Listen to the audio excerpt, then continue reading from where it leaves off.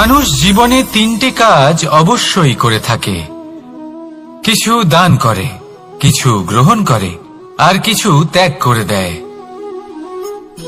এটাও ভাবতে থাকে যে এটা করলে কিভাবে করবে।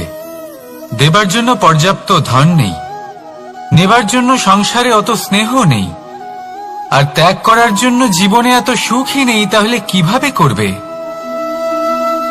আসলে আমরা বস্তুগত চাহিদা অর্জনে এত ব্যস্ত হয়ে পড়ি যে আমরা বুঝতেই পারি না যে কি নেবার আছে, কি দেবার আছে, আর কি ত্যাগ করার আছে। তাহলে আজ আমি আপনাকে বলেই দিই, মনে রাখবেন এই তিনটে গুরুত্বপূর্ণ গুণ, তিনটে গুরুত্বপূর্ণ কথা। দেবার জন্য আছে দান, নেবার মতো আছে জ্ঞান, আর ত্যাগ করার মতো আছে অহংকার। যখন আপনি দান করতে শিখে যাবেন, জ্ঞান অর্জন করার শক্তি আপনা থেকেই আপনার মধ্যে চলে আসবে। আর যখন এই জ্ঞান আপনার মধ্যে প্রবেশ করবে, অহংকার আপনা থেকেই আপনার থেকে দূরে চলে যাবে। যে ব্যক্তি এই তিনের মধ্যে ভারসাম্য বজায় রাখতে পারে, তার বর্তমান, ভূত, ভবিষ্যৎ, লোক, পরলোক সবকিছু শুধরে যায়। যেই দিন আপনি দান করতে শিখে যাবেন, জ্ঞান আহরণ করতে শিখে যাবেন, অভিমান ত্যাগ করতে শিখে যাবেন, আপনার সর্বশক্তিশালী, সর্বশক্তিমান পরমেশ্বরেরও প্রয়োজন পড়বে না। কারণ তখন ঈশ্বর আপনার মধ্যেই বাস করবেন। তাহলে আসুন আর আমার সাথে ভালোবেসে বলুন, রাধা রাধা। জীবনে অনেক সময় সমস্যা আমাদের চারদিক থেকে ঘিরে ফেলে। এই সমস্যা নানান ধরনের হতে পারে। আর্থিক সমস্যা হতে পারে, পারিবারিক সমস্যা হতে পারে, কোনো সম্পর্ক নিয়ে সমস্যা হতে পারে, কখনো কোনো দৈনিক সমস্যা হতে পারে, কখনো কোনো দ্বন্দ্ব হতে পারে, অনেক সমস্যা হতে পারে। কিন্তু যখনই কোনো সমস্যা আসে, আমাদের মনে তার জন্য একটা উত্তর অবশ্যই থেকে থাকে, যা আমাদের অন্তরে রয়েছে। একে আমরা বলি আত্মা। আত্মা হলো পরমাত্মারই রূপ, আর পরমাত্মা তা কখনোই কিছু অনুচিত চাইবে না, তাই তো? এই আত্মা খুব ভালো করে জানে যে কোনটা উচিত আর কোনটা অনুচিত। যদি আসল বিষয়ের কথা বলি, তাহলে আপনাকে নিজের মনকে বুঝতে হবে। কারণ আত্মা তো পরমাত্মা থেকেই আসে। কিন্তু এই মন মানুষ জন্ম থেকেই প্রাপ্ত করে, যার বিকাশ হয় এই সংসারকে দেখে। যেদিন আপনার এই মন আর আপনার এই আত্মা, এই দুই এক হয়ে যাবে, আত্মসাৎ হয়ে যাবে, সেদিন আপনার জীবনে না কোনো সমস্যা থাকবে, না কোনো ঝঞ্ঝাট থাকবে, না কোনো সংকট থাকবে। কারণ আপনার কাছে সেই সমস্ত সমস্যার, সমস্ত বিপদের সমাধান থাকবে, আর তাও আপনারই অন্তরে। তাহলে আসুন আর আমার সাথে ভালোবেসে বলুন, রাধা রাধা। মানুষ নিজের জীবনে ঈশ্বরকে খুব মান্য করে, ওনার জন্য কি না করে। ভিন্ন ভিন্ন নামে তাকে স্মরণ করে, তাকে পুজো করে, তার আরাধনা করে। সে জানে যে ঈশ্বর তাকে শক্তি অবশ্যই দেবেন, তাকে সাহায্য অবশ্যই করবেন। কিন্তু যখন প্রশ্ন আসে গুরু এবং ঈশ্বরের, তখন গুরুর মান কখনো কম হওয়া উচিত নয়। কারণ সত্যি বলতে কি, গুরুই হলেন সেই সিঁড়ি যা বেয়ে আপনি ঈশ্বরের কাছে পৌঁছানোর পথ খুঁজে পাবেন। সেই পথ আপনি গুরুর থেকেই পাবেন। গুরু না থাকলে আপনি কখনো ঈশ্বর লাভ করতেই পারবেন না। আর জীবনে অনেক সময় লক্ষ্যের থেকেও অনেক বেশি গুরুত্বপূর্ণ হলো পথ। তাই এই পথের সম্মান করতে শিখুন, অর্থাৎ গুরুকে সম্মান করতে শিখুন। কারণ গুরুই হলেন পরমেশ্বর। তাহলে আসুন আর আমার সাথে ভালোবেসে বলুন, রাধা রাধা। আপনার জীবনে আপনার প্রকৃত বন্ধু আসলে কে?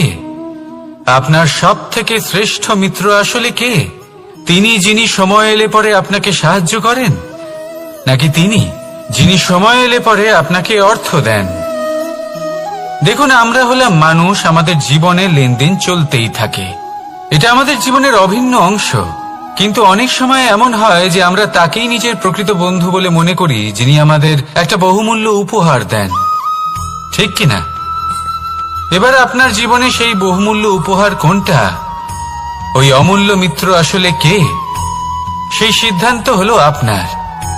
কিন্তু যদি আপনি আমাকে জিজ্ঞেস করেন, তাহলে আমার মতে স্বর্ণ, হিরে, মুক্ত, ধন এগুলো বহুমূল্য নয়।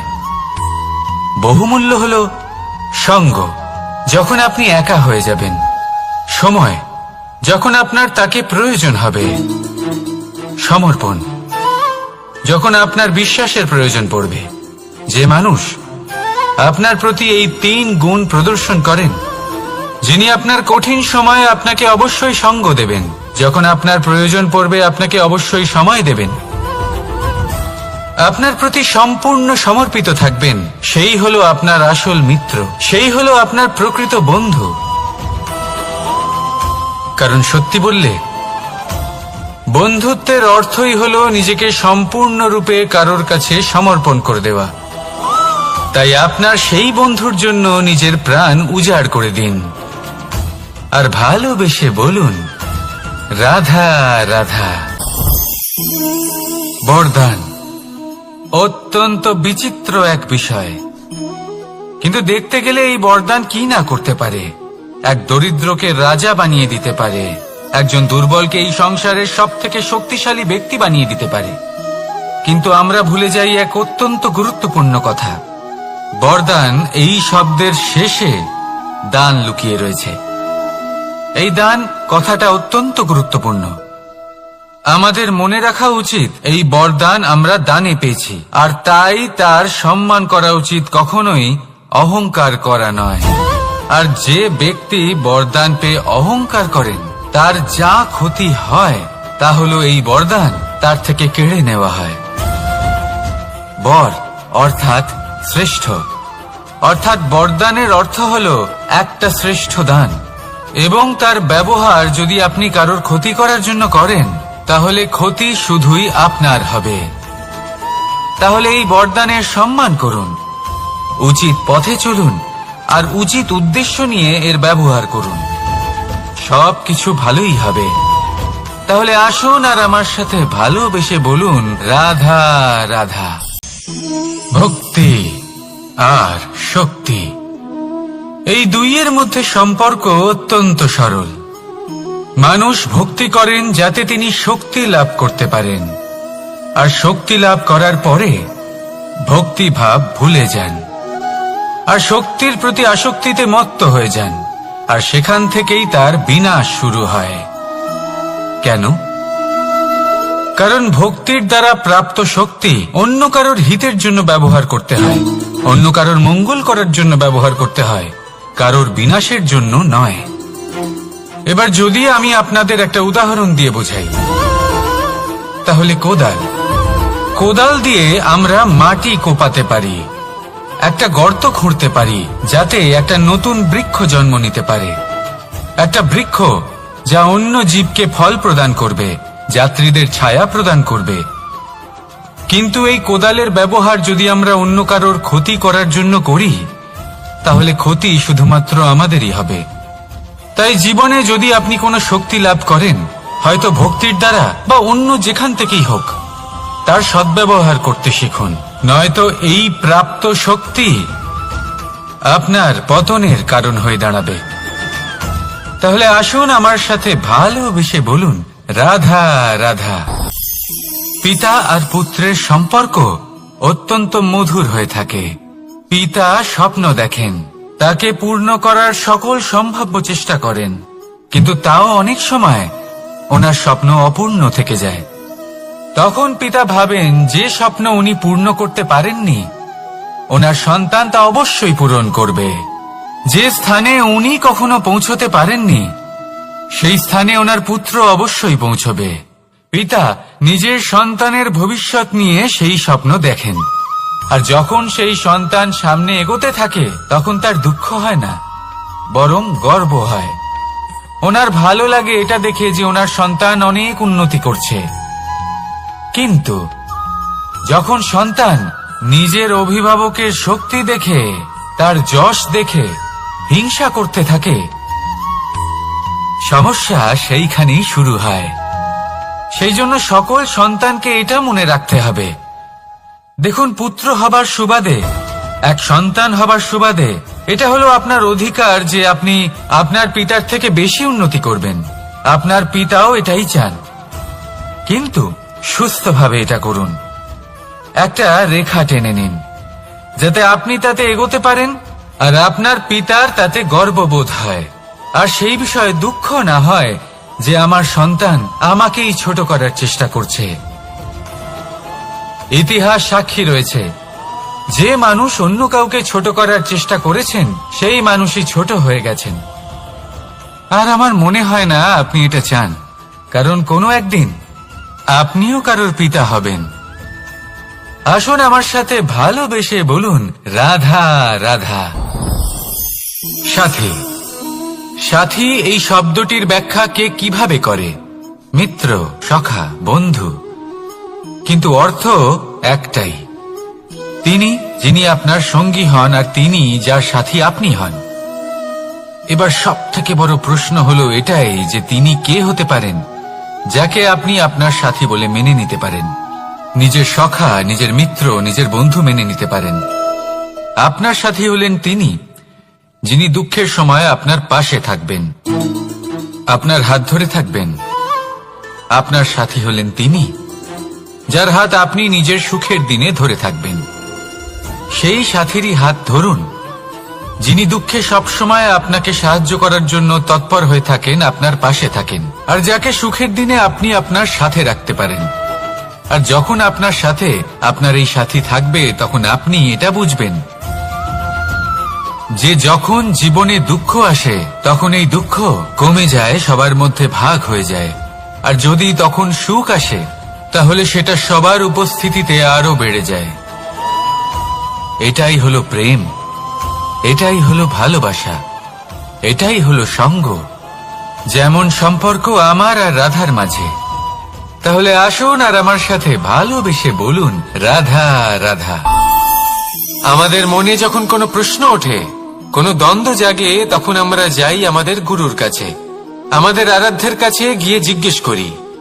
এইভাবেই একদিন আমি পৌঁছলাম আমার আরাধ্যের কাছে, আমার মহাদেবের কাছে, আর ওনাকে প্রশ্ন করলাম যে মহাদেব, জীবনে আনন্দ পাওয়ার, উৎসব পালনের, প্রেম ভাগ করে নেবার, জীবনকে উপভোগ করে নেওয়ার সর্বশ্রেষ্ঠ সময় কোনটা? মহাদেব হাসলেন আর উনি বললেন, জীবনে উৎসব পালনের সবথেকে শ্রেষ্ঠ দিন হল মৃত্যুর ঠিক আগের দিনটা। প্রেম ভাগ করে নেওয়ার সবথেকে শ্রেষ্ঠ মুহূর্ত হল মৃত্যুর ঠিক আগের মুহূর্ত। জীবনকে উপভোগ করে নেওয়ার সর্বশ্রেষ্ঠ প্রহর হল মৃত্যুর এক প্রহর পূর্বে। তখন আমি চমকে গেলাম। আমি বললাম, কিন্তু মহাদেব, মৃত্যু তো অনিশ্চিত, আমরা জানিও না কবে আমাদের মৃত্যু হবে। মহাদেব আবার হাসলেন। উনি বললেন যে যদি আমরা এভাবে জীবন কাটাই যে আমরা জীবনের প্রত্যেক দিন, প্রত্যেক মুহূর্ত, প্রত্যেক প্রহর শেষ বলে মনে করি, তাহলে আমাদের সমস্ত জীবন আনন্দের সাথেই অতিবাহিত হবে। কি বলেন? তাহলে আপনিও এই কথা মনে রাখুন আর আমার সাথে ভালোবেসে বলুন, রাধা রাধা। জীবনে অগ্রসর হওয়ার জন্য আমাদের কাকে প্রয়োজন হয়? মাতা পিতা, বন্ধু, প্রেম, সাহায্য, অর্থ, পরিশ্রম, আশা। ভিন্ন ভিন্ন মানুষ ভিন্ন ভিন্ন বিকল্প চয়ন করে। যদি আমি আপনাকে বলি তাহলে জয় আর পরাজয়ের মন্ত্র দুটো শব্দের উপর নির্ভর করে, মেনে নেওয়া আর দৃঢ় হওয়া। যদি মেনে নেন তাহলে হেরে যাবেন, যদি দৃঢ় হন তাহলে নিশ্চিত রূপে জয়ী হবেন। যদি কখনো আপনি ক্লান্ত হয়ে ওঠেন, আপনি দুঃখী হন, পুরোপুরি ভেঙে পড়েছেন, তখন মেনে নেবেন না যে আপনি ভেঙে পড়েছেন, নয়তো হেরে যাবেন।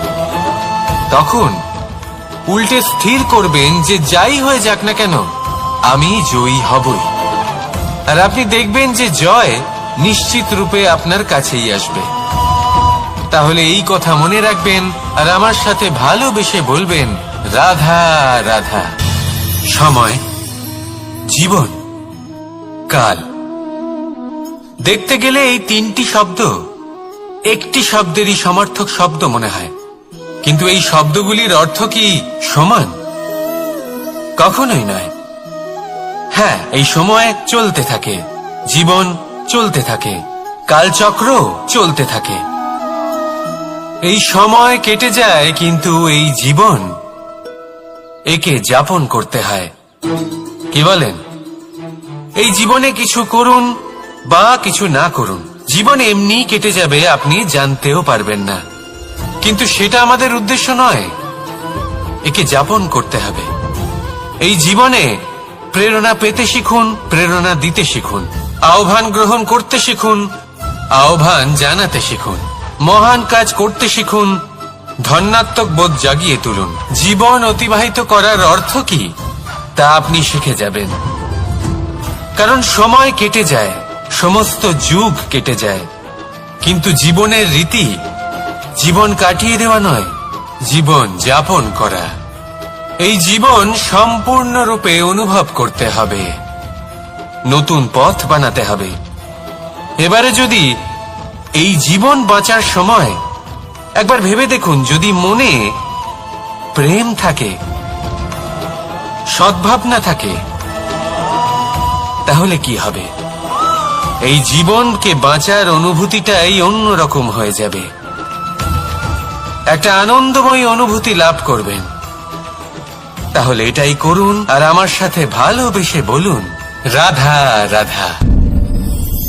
আপনি কি কখনো কোনো জলের ধারা দেখেছেন? তার সামনে যতই মাটি থাকুক না কেন, যতই কাদা থাকুক না কেন, যখন এই জলের ধারা বইতে আরম্ভ করে দেয়, তখন এই কাদাকে নিজেই ধুয়ে নিয়ে যায়। ওই কাদাকে ধুয়ে দেয় এবং নিজের পথ নিজেই তৈরি করে নেয়। তাহলে আপনিও এরকম জলের মতো হয়ে উঠুন। যদি হয়ে উঠতে পারেন, তাহলে নিজের মনের, নিজের ভাবনার, নিজের জীবনের যত অনাবশ্যক তত্ত্ব আছে, অনুপযোগী অংশ রয়েছে, অর্থাৎ অপরিষ্কার অংশ রয়েছে, তা নিজে থেকেই নির্মল হয়ে উঠবে। আর যেরকম জলের ধারা কখনো থেমে থাকে না, সব সময় বয়ে চলে, সেভাবে আপনিও কখনোই থামবেন না। সবসময় বয়ে চলুন, এগোতে থাকুন।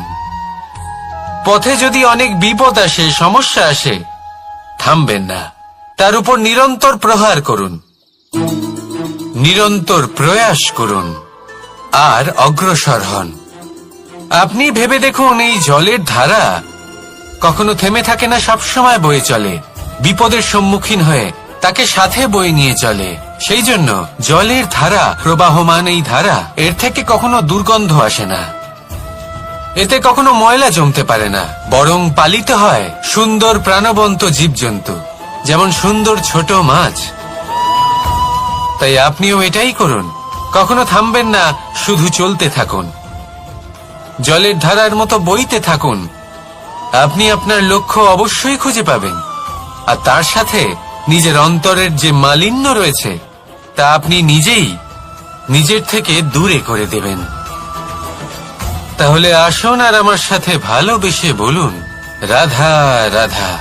এবার অনেক সময় মানুষের মনে এরকম প্রশ্ন আসে যে এই সংসারে সবথেকে বড় বিপদ কি? কেউ বলে ধর্ম সংকট, আবার কেউ বলে প্রাণের উপর আসা সংকট। প্রত্যেক মানুষের জীবনে বিভিন্ন সংকট আসে, আর এই সমস্ত সংকট অত্যন্ত বিচিত্র হতে পারে। এই সমস্ত সংসার হলো সংকট দ্বারা পরিপূর্ণ। ঠিক আছে, আপনাকে একটা উদাহরণ দিই।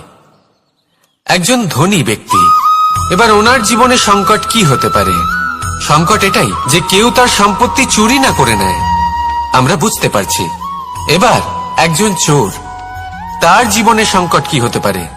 যে চুরি করার সময় সে যদি তার একটা কাশি চাপতে না পারে, তাহলে সে ধরা পড়ে যেতে পারে, ঠিক কিনা? আবার অনেক সময় এমনও হয় যে যার জন্য আমি সংকট, সেও আমার কাছে সংকট। যেমন এই পরিস্থিতিতে দেখুন, সংকট হলো সংকট, এ তো জীবনে থাকবে, কিন্তু এর সম্মুখীন কিভাবে হওয়া যায়? খুব সরল। সব এটার ওপর নির্ভর করে, মনের ওপর।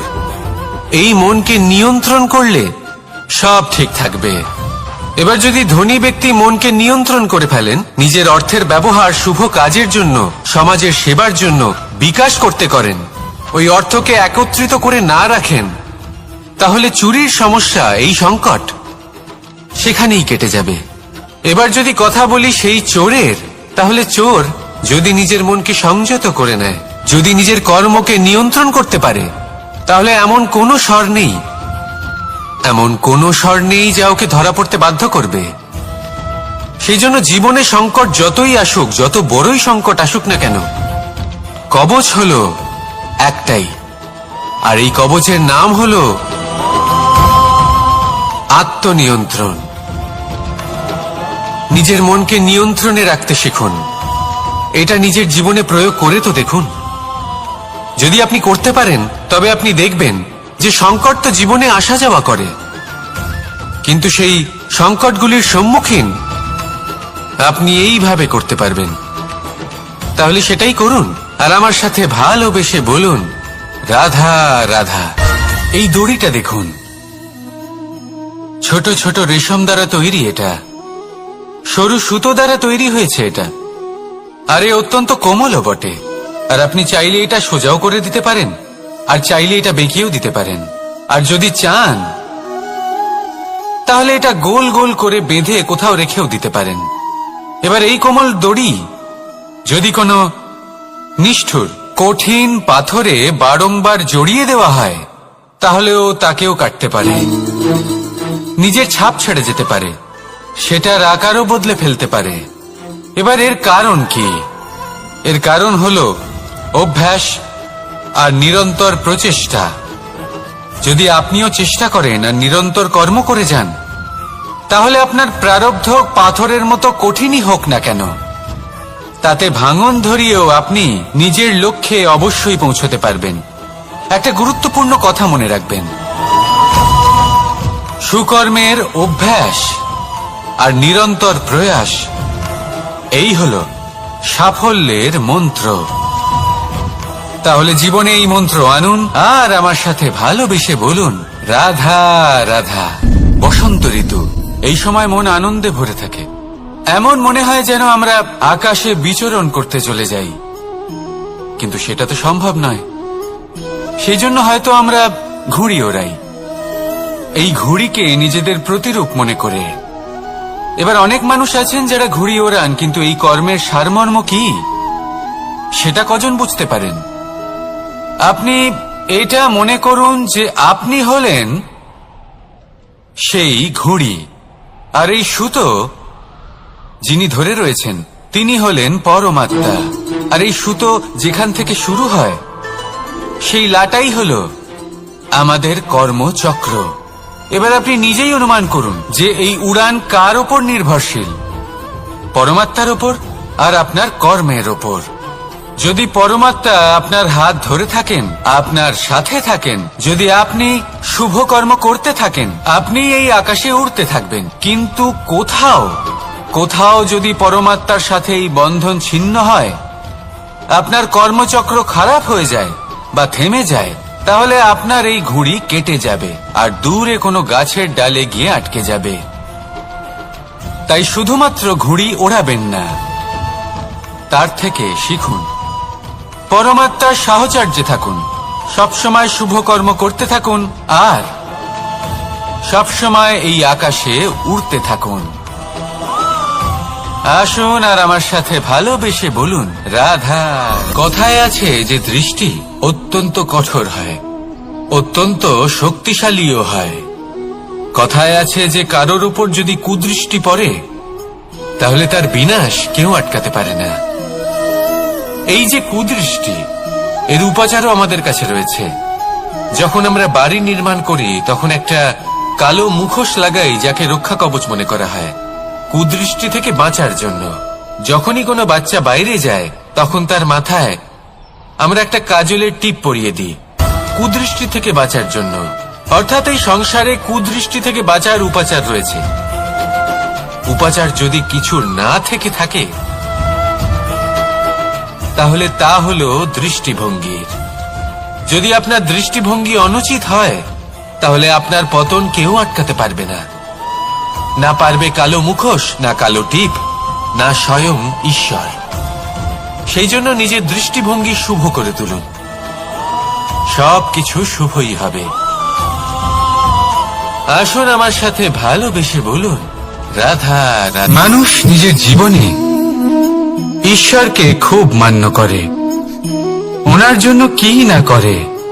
ভিন্ন ভিন্ন নামে তাকে স্মরণ করে, তাকে পুজো করে, তার আরাধনা করে। সে জানে যে ঈশ্বর তাকে শক্তি অবশ্যই দেবেন, তাকে সাহায্য অবশ্যই করবেন। কিন্তু যখন প্রশ্ন আসে গুরু এবং ঈশ্বরের, তখন গুরুর মান কখনো কম হওয়া উচিত নয়। কারণ সত্যি বলতে কি, গুরুই হলেন সেই সিঁড়ি যা বেয়ে আপনি ঈশ্বরের কাছে পৌঁছানোর পথ খুঁজে পাবেন। সেই পথ আপনি গুরুর থেকেই পাবেন। গুরু না থাকলে আপনি কখনো ঈশ্বর লাভ করতেই পারবেন না। আর জীবনে অনেক সময় লক্ষ্যের থেকেও অনেক বেশি গুরুত্বপূর্ণ হলো পথ। তাই এই পথের সম্মান করতে শিখুন, অর্থাৎ গুরুকে সম্মান করতে শিখুন। কারণ গুরুই হলেন পরমেশ্বর। তাহলে আসুন আর আমার সাথে ভালোবেসে বলুন, রাধা রাধা। আপনার জীবনে আপনার প্রকৃত বন্ধু আসলে কে? আপনার সব থেকে শ্রেষ্ঠ মিত্র আসলে কে? তিনি যিনি সময় এলে পরে আপনাকে সাহায্য করেন, নাকি তিনি যিনি সময় এলে পরে আপনাকে অর্থ দেন? দেখুন, আমরা হলাম মানুষ, আমাদের জীবনে লেনদেন চলতেই থাকে। এটা আমাদের জীবনের অভিন্ন অংশ। কিন্তু অনেক সময় এমন হয় যে আমরা তাকেই নিজের প্রকৃত বন্ধু বলে মনে করি, যিনি আমাদের একটা বহুমূল্য উপহার দেন, ঠিক কিনা? এবার আপনার জীবনে সেই বহুমূল্য উপহার কোনটা, ওই অমূল্য মিত্র আসলে কে, সেই সিদ্ধান্ত হলো আপনার। কিন্তু যদি আপনি আমাকে জিজ্ঞেস করেন, তাহলে আমার মতে স্বর্ণ, হিরে, মুক্ত, ধন এগুলো বহুমূল্য নয়। বহুমূল্য হলো সঙ্গ, যখন আপনি একা হয়ে যাবেন, সময়, যখন আপনার তাকে প্রয়োজন হবে, সমর্পণ, যখন আপনার বিশ্বাসের প্রয়োজন পড়বে। যে মানুষ আপনার প্রতি এই 3 গুণ প্রদর্শন করেন, যিনি আপনার কঠিন সময়ে আপনাকে অবশ্যই সঙ্গ দেবেন, যখন আপনার প্রয়োজন পড়বে আপনাকে অবশ্যই সময় দেবেন, আপনার প্রতি সম্পূর্ণ সমর্পিত থাকবেন, সেই হলো আপনার আসল মিত্র, সেই হলো আপনার প্রকৃত বন্ধু। কারণ সত্যি বললে, বন্ধুত্বের অর্থই হলো নিজেকে সম্পূর্ণরূপে কারোর কাছে সমর্পণ করে দেওয়া। তাই আপনার সেই বন্ধুর জন্য নিজের প্রাণ উজাড় করে দিন, আর ভালোবেসে বলুন, রাধা রাধা। মানুষ জীবনে 3টে কাজ অবশ্যই করে থাকে। কিছু দান করে, কিছু গ্রহণ করে, আর কিছু ত্যাগ করে দেয়। এটাও ভাবতে থাকে যে এটা করলে কিভাবে করবে। দেবার জন্য পর্যাপ্ত ধন নেই, নেবার জন্য সংসারে অত স্নেহ নেই, আর ত্যাগ করার জন্য জীবনে এত সুখই নেই, তাহলে কিভাবে করবে? আসলে আমরা বস্তুগত চাহিদা অর্জনে এত ব্যস্ত হয়ে পড়ি যে আমরা বুঝতেই পারি না যে কি নেবার আছে, কি দেবার আছে, আর কি ত্যাগ করার আছে। তাহলে আজ আমি আপনাকে বলেই দিই, মনে রাখবেন এই 3টে গুরুত্বপূর্ণ গুণ, 3টে গুরুত্বপূর্ণ কথা। দেবার জন্য আছে দান, নেবার মতো আছে জ্ঞান, আর ত্যাগ করার মতো আছে অহংকার। যখন আপনি দান করতে শিখে যাবেন, জ্ঞান অর্জন করার শক্তি আপনা থেকেই আপনার মধ্যে চলে আসবে। আর যখন এই জ্ঞান আপনার মধ্যে প্রবেশ করবে, অহংকার আপনা থেকেই আপনার থেকে দূরে চলে যাবে। যে ব্যক্তি এই 3-এর মধ্যে ভারসাম্য বজায় রাখতে পারে, তার বর্তমান, ভূত, ভবিষ্যৎ, লোক, পরলোক সবকিছু শুধরে যায়। যেই দিন আপনি দান করতে শিখে যাবেন, জ্ঞান আহরণ করতে শিখে যাবেন, অভিমান ত্যাগ করতে শিখে যাবেন, আপনার সর্বশক্তিশালী, সর্বশক্তিমান পরমেশ্বরেরও প্রয়োজন পড়বে না। কারণ তখন ঈশ্বর আপনার মধ্যেই বাস করবেন। তাহলে আসুন আর আমার সাথে ভালোবেসে বলুন, রাধা রাধা। জীবনে অনেক সময় সমস্যা আমাদের চারদিক থেকে ঘিরে ফেলে। এই সমস্যা নানান ধরনের হতে পারে। আর্থিক সমস্যা হতে পারে, পারিবারিক সমস্যা হতে পারে, কোনো সম্পর্ক নিয়ে সমস্যা হতে পারে, কখনো কোনো দৈনিক সমস্যা হতে পারে, কখনো কোনো দ্বন্দ্ব হতে পারে, অনেক সমস্যা হতে পারে। কিন্তু যখনই কোনো সমস্যা আসে, আমাদের মনে তার জন্য একটা উত্তর অবশ্যই থেকে থাকে, যা আমাদের অন্তরে রয়েছে। একে আমরা বলি আত্মা। আত্মা হলো পরমাত্মারই রূপ, আর পরমাত্মা তা কখনোই কিছু অনুচিত চাইবে না, তাই তো? এই আত্মা খুব ভালো করে জানে যে কোনটা উচিত আর কোনটা অনুচিত। যদি আসল বিষয়ের কথা বলি, তাহলে আপনাকে নিজের মনকে বুঝতে হবে, কারণ আত্মা তো পরমাত্মা থেকেই আসে। কিন্তু এই মন মানুষ জন্ম থেকেই প্রাপ্ত করে, যার বিকাশ হয় এই সংসারকে দেখে। যেদিন আপনার এই মন আর আপনার এই আত্মা এই দুই এক হয়ে যাবে, আত্মসাৎ হয়ে যাবে, সেদিন আপনার জীবনে না কোনো সমস্যা থাকবে, না কোনো ঝঞ্ঝাট থাকবে, না কোনো সংকট থাকবে। কারণ আপনার কাছে সেই সমস্ত সমস্যার, সমস্ত বিপদের সমাধান থাকবে, আর তাও আপনারই অন্তরে। তাহলে আসুন আর আমার সাথে ভালোবেসে বলুন, রাধা রাধা। ভক্তি আর শক্তি, এই দুইয়ের মধ্যে সম্পর্ক অত্যন্ত সরল। মানুষ ভক্তি করেন যাতে তিনি শক্তি লাভ করতে পারেন, আর শক্তি লাভ করার পরে ভক্তিভাব ভুলে যান, আর শক্তির প্রতি আসক্তিতে মত্ত হয়ে যান, আর সেখান থেকেই তার বিনাশ শুরু হয়। কেন? কারণ ভক্তির দ্বারা প্রাপ্ত শক্তি অন্য কারোর হিতের জন্য ব্যবহার করতে হয়, অন্য কারোর মঙ্গল করার জন্য ব্যবহার করতে হয়, কারোর বিনাশের জন্য নয়। এবার যদি আমি আপনাদের একটা উদাহরণ দিয়ে বোঝাই, তাহলে কোদাল দিয়ে আমরা মাটি কোপাতে পারি, একটা গর্ত খুঁড়তে পারি, যাতে একটা নতুন বৃক্ষ জন্ম নিতে পারে। একটা বৃক্ষ যা অন্য জীবকে ফল প্রদান করবে, যাত্রীদের ছায়া প্রদান করবে। কিন্তু এই কোদালের ব্যবহার যদি আমরা অন্য কারোর ক্ষতি করার জন্য করি, তাহলে ক্ষতি শুধুমাত্র আমাদেরই হবে। তাই জীবনে যদি আপনি কোনো শক্তি লাভ করেন, হয়তো ভক্তির দ্বারা বা অন্য যেখান থেকেই হোক, তার সদ্ব্যবহার করতে শিখুন, নয়তো এই প্রাপ্ত শক্তি আপনার পতনের কারণ হয়ে দাঁড়াবে। তাহলে আসুন আমার সাথে ভালোবেসে বলুন, রাধা রাধা। বরদান অত্যন্ত বিচিত্র এক বিষয়, কিন্তু দেখতে গেলে এই বরদান কি না করতে পারে। এক দরিদ্রকে রাজা বানিয়ে দিতে পারে, একজন দুর্বলকে এই সংসারের সব থেকে শক্তিশালী ব্যক্তি বানিয়ে দিতে পারে। কিন্তু আমরা ভুলে যাই এক অত্যন্ত গুরুত্বপূর্ণ কথা। বরদান এই শব্দের শেষে দান লুকিয়ে রয়েছে। এই দান কথাটা অত্যন্ত গুরুত্বপূর্ণ। আমাদের মনে রাখা উচিত এই বরদান আমরা দানে পেয়েছি, আর তাই তার সম্মান করা উচিত, কখনোই অহংকার করা নয়।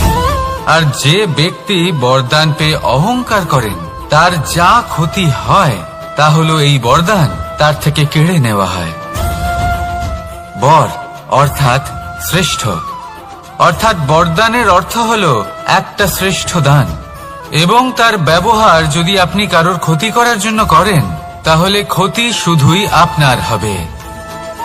তাহলে এই বরদানের সম্মান করুন, উচিত পথে চলুন, আর উচিত উদ্দেশ্য নিয়ে এর ব্যবহার করুন, সবকিছু ভালোই হবে। তাহলে আসুন আর আমার সাথে ভালোবেসে বলুন, রাধা রাধা। পিতা আর পুত্রের সম্পর্ক অত্যন্ত মধুর হয়ে থাকে। পিতা স্বপ্ন দেখেন, তাকে পূর্ণ করার সকল সম্ভাব্য চেষ্টা করেন, কিন্তু তাও অনেক সময় ওনার স্বপ্ন অপূর্ণ থেকে যায়। তখন পিতা ভাবেন যে স্বপ্ন উনি পূর্ণ করতে পারেননি, ওনার সন্তান তা অবশ্যই পূরণ করবে। যে স্থানে উনি কখনো পৌঁছতে পারেননি, সেই স্থানে ওনার পুত্র অবশ্যই পৌঁছবে। পিতা নিজের সন্তানের ভবিষ্যৎ নিয়ে সেই স্বপ্ন দেখেন, আর যখন সেই সন্তান সামনে এগোতে থাকে তখন তার দুঃখ হয় না, বরং গর্ব হয়। ওনার ভালো লাগে এটা দেখে যে ওনার সন্তান অনেক উন্নতি করছে। কিন্তু যখন সন্তান নিজের অভিভাবকের শক্তি দেখে, তার যশ দেখে হিংসা করতে থাকে, সমস্যা সেইখানেই শুরু হয়। সেই জন্য সকল সন্তানকে এটা মনে রাখতে হবে, দেখুন, পুত্র হবার সুবাদে, এক সন্তান হবার সুবাদে এটা হলো আপনার অধিকার যে আপনি আপনার পিতার থেকে বেশি উন্নতি করবেন। আপনার পিতাও এটাই চান, কিন্তু সুস্থভাবে এটা করুন। একটা রেখা টেনে নিন যাতে আপনি তাতে এগোতে পারেন আর আপনার পিতার তাতে গর্ববোধ হয়, আর সেই বিষয়ে দুঃখ না হয় যে আমার সন্তান আমাকেই ছোট করার চেষ্টা করছে। ইতিহাস সাক্ষী রয়েছে, যে মানুষ অন্য কাউকে ছোট করার চেষ্টা করেছেন সেই মানুষই ছোট হয়ে গেছেন। আর আমার মনে হয় না আপনি এটা চান, কারণ কোনো একদিন আপনিও কারোর পিতা হবেন। আসুন আমার সাথে ভালোবেসে বলুন, রাধা রাধা। সাথী। সাথী এই শব্দটির ব্যাখ্যা কে কিভাবে করে? মিত্র, সখা, বন্ধু, কিন্তু অর্থ একটাই, তিনি যিনি আপনার সঙ্গী হন আর তিনি যার সাথী আপনি হন। এবার সব থেকে বড় প্রশ্ন হলো এটাই যে তিনি কে হতে পারেন যাকে আপনি আপনার সাথী বলে মেনে নিতে পারেন, নিজের সখা, নিজের মিত্র, নিজের বন্ধু মেনে নিতে পারেন। আপনার সাথী হলেন তিনি যিনি দুঃখের সময় আপনার পাশে থাকবেন, আপনার হাত ধরে থাকবেন। আপনার সাথী হলেন তিনি যার হাত আপনি নিজের সুখের দিনে ধরে থাকবেন। সেই সাথীরই হাত ধরুন যিনি দুঃখে সবসময় আপনাকে সাহায্য করার জন্য তৎপর হয়ে থাকেন, আপনার পাশে থাকেন, আর যাকে সুখের দিনে আপনি আপনার সাথে রাখতে পারেন। আর যখন আপনার সাথে আপনার এই সাথী থাকবে তখন আপনি এটা বুঝবেন যে যখন জীবনে দুঃখ আসে তখন এই দুঃখ কমে যায়, সবার মধ্যে ভাগ হয়ে যায়। আর যদি তখন সুখ আসে তাহলে সেটা সবার উপস্থিতিতে আরো বেড়ে যায়। এটাই হলো প্রেম, এটাই হলো ভালোবাসা, এটাই হলো সঙ্গ, যেমন সম্পর্ক আমার আর রাধার মাঝে। তাহলে আসুন আর আমার সাথে ভালোবেসে বলুন, রাধা রাধা। আমাদের মনে যখন কোনো প্রশ্ন ওঠে, কোনো দ্বন্দ্ব জাগে, তখন আমরা যাই আমাদের গুরুর কাছে, আমাদের আরাধ্যের কাছে গিয়ে জিজ্ঞেস করি। এইভাবেই একদিন আমি পৌঁছলাম আমার আরাধ্যের কাছে, আমার মহাদেবের কাছে, আর ওনাকে প্রশ্ন করলাম যে মহাদেব, জীবনে আনন্দ পাওয়ার, উৎসব পালনের, প্রেম ভাগ করে নেবার, জীবনকে উপভোগ করে নেওয়ার সর্বশ্রেষ্ঠ সময় কোনটা? মহাদেব হাসলেন আর উনি বললেন, জীবনে উৎসব পালনের সব থেকে শ্রেষ্ঠ দিন হল মৃত্যুর ঠিক আগের দিনটা। প্রেম ভাগ করে নেওয়ার সব থেকে শ্রেষ্ঠ মুহূর্ত হল মৃত্যুর ঠিক আগের মুহূর্ত। জীবনকে উপভোগ করে নেওয়ার সর্বশ্রেষ্ঠ প্রহর হল মৃত্যুর এক প্রহর পূর্বে। তখন আমি চমকে গেলাম। আমি বললাম, কিন্তু মহাদেব, মৃত্যু তো অনিশ্চিত, আমরা জানিও না কবে আমাদের মৃত্যু হবে। মহাদেব আবার হাসলেন। উনি বললেন যে যদি আমরা এভাবে জীবন কাটাই যে আমরা জীবনের প্রত্যেক দিন, প্রত্যেক মুহূর্ত, প্রত্যেক প্রহর শেষ বলে মনে করি, তাহলে আমাদের সমস্ত জীবন আনন্দের সাথেই অতিবাহিত হবে। কি বলেন? তাহলে আপনিও এই কথা মনে রাখুন আর আমার সাথে ভালোবেসে বলুন, রাধা রাধা।